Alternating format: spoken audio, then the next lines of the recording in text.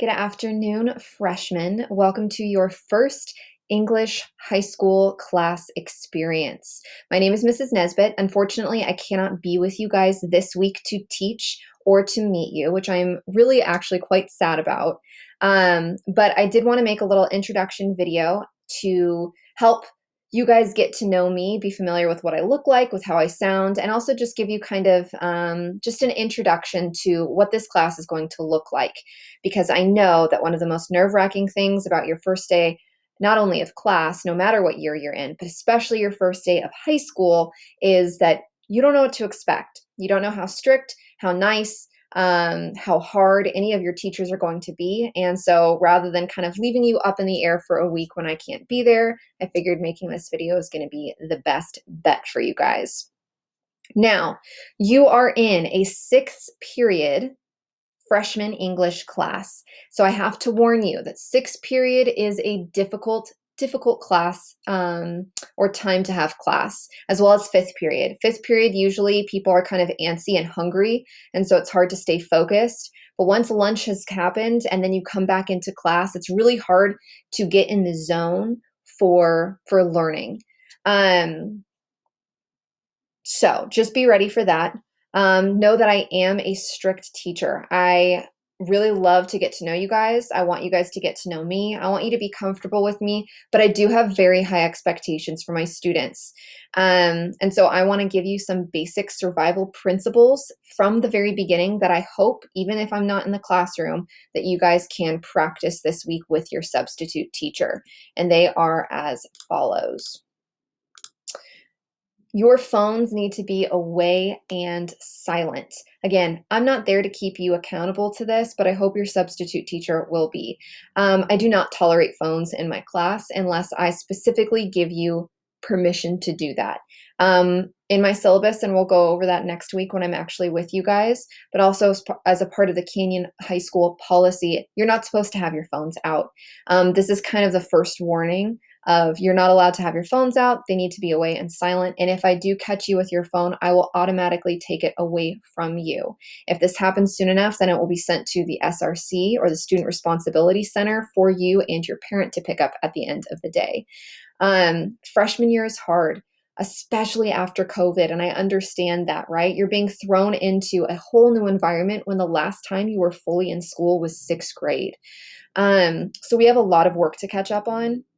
We have a lot of things to do. And if you have your phone out and are distracted by that, you are essentially stopping yourself from being able to get to where you need to be in order to survive high school. This also includes headphones. One of the biggest teacher pet peeves, one of the biggest pet peeves that I have is when you guys are wearing ear pods or headphones and you have them snaked in your, snaked down your sweatshirt or hidden by your hair. Again, if you were talking to me or I asked you your opinion and I was listening to music or on the phone with somebody else, that wouldn't be kind or thoughtful to you. And I would expect you guys treat me with the same respect that I treat you. Know when to keep silent and when to speak. I love class discussion. We're going to be doing a lot of that. I don't like doing a lot of lecturing and having you guys just sit and listen to me. A lot of this is, a talking participatory class.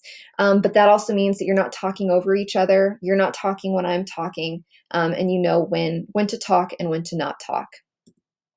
So again, you're going to raise your hand to speak in the large class settings. Respect people. We're all human beings here. We all have hopes, dreams, pains, triumphs, all of these types of things. And you need to respect one another. Respect yourself, respect each other, respect me. And then respect property. As you can see, this room has a lot of stuff in it, right? I spent time making these flags. I spent time hanging up the lights and everything. And please respect not only my property, but other people's property. Don't take people's phones. Don't take people's backpacks. Don't draw on the desks. Those are just kind of the basic survival principles. And I really hope that even though I'm not in the class, you guys actually start to practice that this week, because they will be enforced as soon as I step into the classroom in the following week. Okay. Finally, just to make me more human, just so you guys get to know me and I'm not this like intimidating teacher. Here's a couple just kind of basic information. I got married in 2018 to my husband, who you guys can see on the screen. He's a sports writer and a communications manager. I went to the Masters University, which is a small liberal arts college in Santa Clarita, and I got a BA in English, a minor in biblical studies, and my teaching credential from there. And in August, on August 30th, so about 3 weeks from now, I will be starting grad school. I'm going to get a master's in literature. And I'm really excited about that. It's going to be a lot of work, but as you guys know, as you guys can probably tell or be able to assume, I love reading, I love literature, I love writing, so I'm really excited to pursue that further. Finally, I'm a massive nerd. I read a lot. I go to Shakespeare festivals when COVID doesn't prevent me from doing that. I love plays. I love theater. I read for fun, and these are just a couple pictures of my life. College or over COVID, I taught online just as you guys did school online.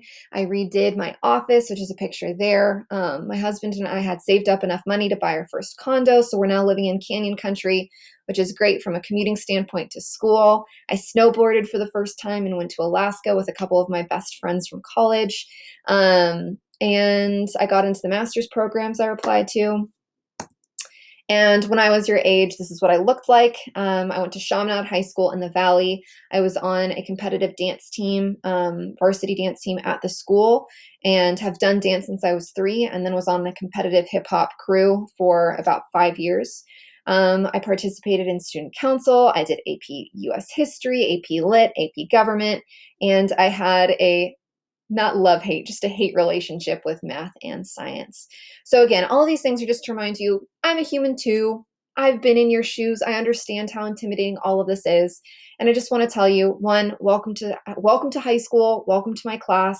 We are going to have a lot of fun. We're going to be watching Marvel movie clips. We're going to be talking about the Odyssey, which is about this like dude who goes through and meets monsters and destroys monsters and, saves damsels in distress. We're going to read Fahrenheit 451 this semester, which is all about the government censorship and propaganda. And I'm really, really looking forward to it. But I do want to tell you, I have high expectations. I am strict, but I am also somebody who is approachable and compassionate and kind. And I cannot wait to meet you guys in person. In the meantime, please treat the sub well. Try practicing those survival tips this week. So when I come into the class next week, it just is smooth and free flowing. For the rest of class, you guys are going to go on Edpuzzle, and you are going to watch a very important video about how to write an email to a teacher, that teacher being me. I want to give you survival skills and all of the means to be able to survive and thrive in high school. And one of the main things is how to write an email to your teacher. Throughout the next 4 years, even college, even in your job, you're going to be writing so many emails. And emails are a scary but awesome thing, because if you write a great email, it can start and have a great effect and great relationship on your boss or your teacher. But if you do not write a good email, if it's demanding, if it's rude, if it's incorrect, it doesn't have clear grammar or clear purpose, then that can actually start things off on a really, really rocky front. So hopefully this lesson will teach you from day one how to impress your teachers and how to get off on a really, really good foot, because it only takes a couple of basic principles and you should be golden. So take that seriously, do the Edpuzzle, and then at the end of the Edpuzzle, you are going to write an email to me. You're going to introduce yourself. You're going to talk about what you enjoy, what your hopes and fears are, all of those types of things. And hopefully within this week, I will be able to respond to you.